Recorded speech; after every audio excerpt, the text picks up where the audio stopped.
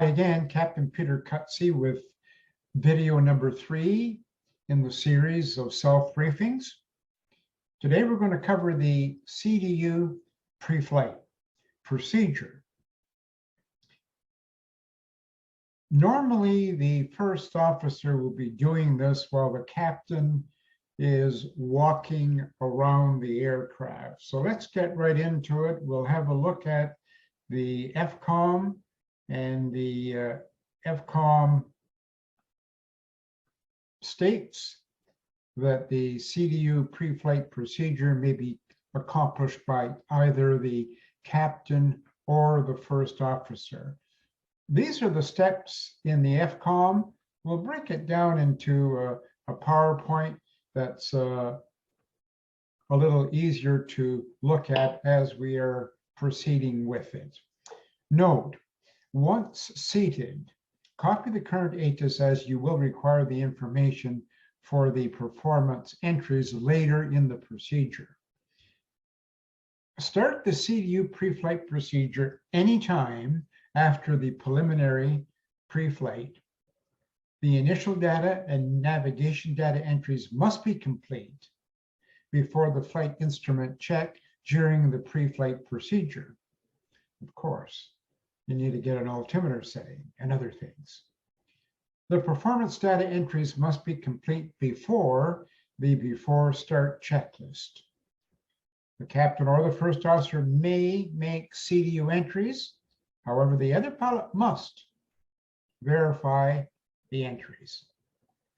Enter data in all boxed items on the following CDU pages. Enter data in the dashed items or modify small fonts that are listed in this procedure. Enter or modify other items at pilot's discretion, and I'm going to add as per your company SOPs. Failure to enter en route winds can result in a flight plan time and fuel burn error. So it's very important at least that you get the top of climb wind and temperature inserted before you get airborne. And once you get to top of climb, you can enter the remaining winds for a more accurate fuel over destination in the CDU.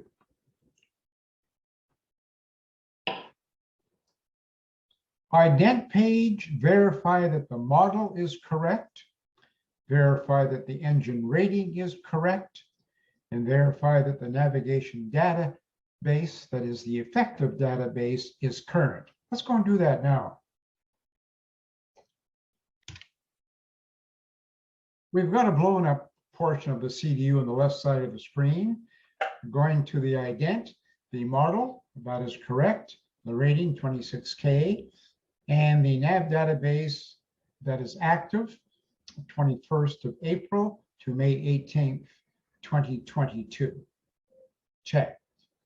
Now, if you notice, there's a message in the scratch pad. Well, it'll be there until you actually fulfill the entry later in this procedure.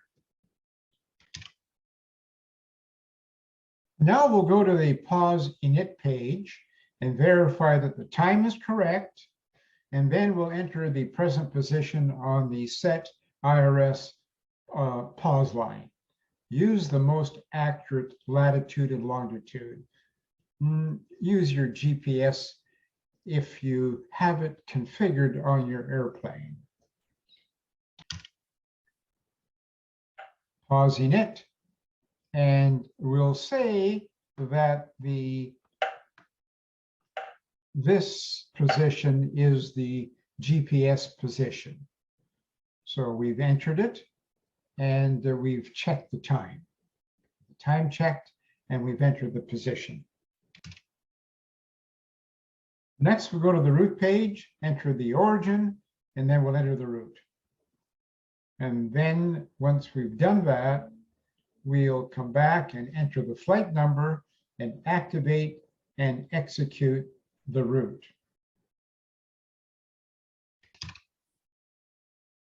And if you notice, as you learned from your ground school, the bottom right-hand corner will prompt you on the CDU for the next item.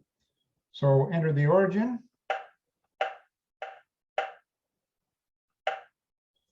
And then we'll go ahead and enter the route.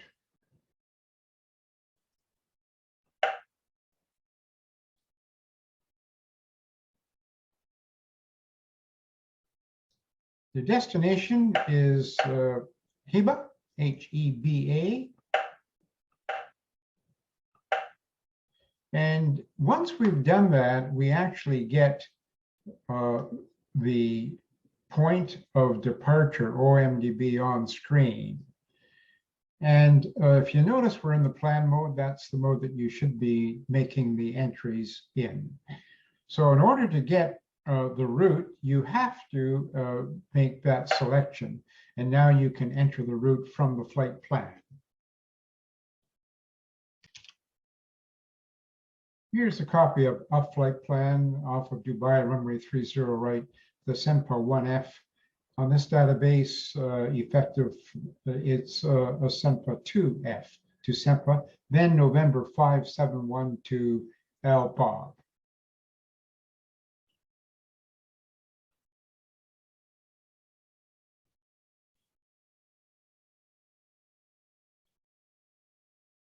So departure off of runway 30 right.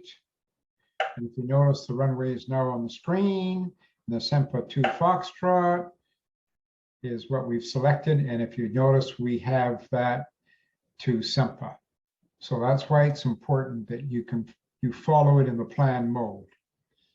And then back to the route and page 2. And let's go back and confirm that routing.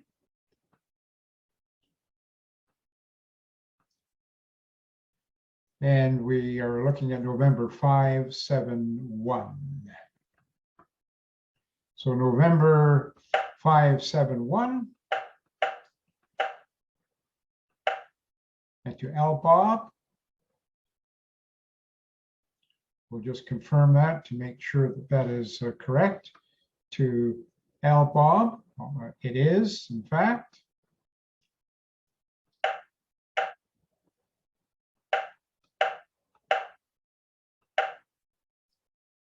Now, we're going to save a little time here. That's how you do it, and you follow through on the nav display as we have just shown you here. Let's go and have a look at Al Bob. So as you're loading the route, you can check the points as we are doing here. So we've entered the runway, the departure, and also the airway to the first point on the flight plan. And the way you see me doing it here is how you would do it in the actual procedure in the airplane. So what we'll do here is I'll pause and I'll enter the rest of the route and we'll come back to the next step. We've completed all the entries we executed, and we're just going to go through, step through, so we can have a look to make sure that the tracks and the distances between each point match the flight plan. And that's what we're doing now. So we're going through it a little quickly, but you would go through it each point and check each track and distance that they all concur. And if there are any discontinuities, to ensure that you close the discontinuities. And then we'll check the distance once we do that. So we have a discontinuity here after NOS, so we'll close it and we'll execute it. We can see it on the map here and we'll execute it. Now we've done it, and we're still stepping through, and there is the total route right to the runway. Now we'll have a look at the Prague page and look at the distance of 1544. Then we'll go and compare that to the flight plan ground distance, and it checks. So it's important that you check the progress page against the flight plan, especially for gross errors. If it's a few nautical miles different, you know that that's okay. But anything, a large error would mean that you probably put in the incorrect route. So remember now, the person who loads the FMC CDU will follow this procedure. The other pilot, let's say in this case, the captain upon returning to the flight deck, would do exactly the same thing. He would look at the flight plan and go through and step through on the legs page the way we have just completed. Once you're completed, you can go back to the map mode.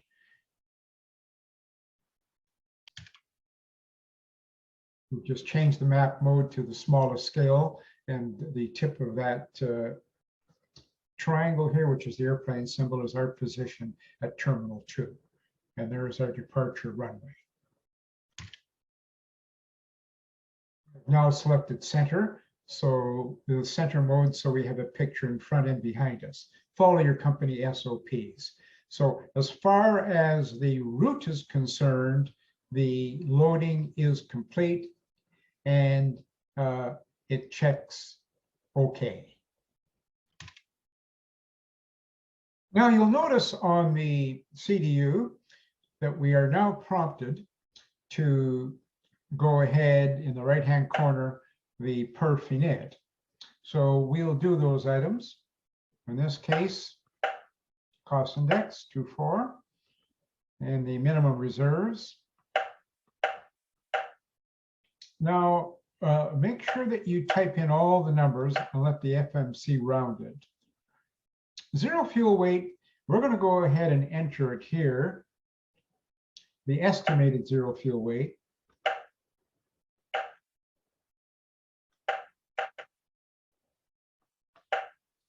Follow your company procedures. Many companies leave this blank, and upon receipt of the final figures after the operational performance tool has been completed, then at that point, most airlines put in the actual zero fuel weight from the final load figures. Do whatever your company SOPs dictate. And then we'll put in the top of climb altitude, and we find that on the flight plan. Have the flight plan in front of me here. The top of climb altitude is flight level 340, and the wind 274 at 88 knots. Important that you do put the wind in. And either the temperature or the temperature variation, one or the other. We'll put in the temperature variation and execute that. And then to the lower right-hand corner, the N1 limit prompt. Now, at this point, we haven't done the operational performance tool or the performance, so we are going to wait now. So we have completed part 1 of the CDU pre-flight. Part 2 will come after we've completed both parts 1 and part 2 of the OPT, the operational performance tool. Thanks for watching.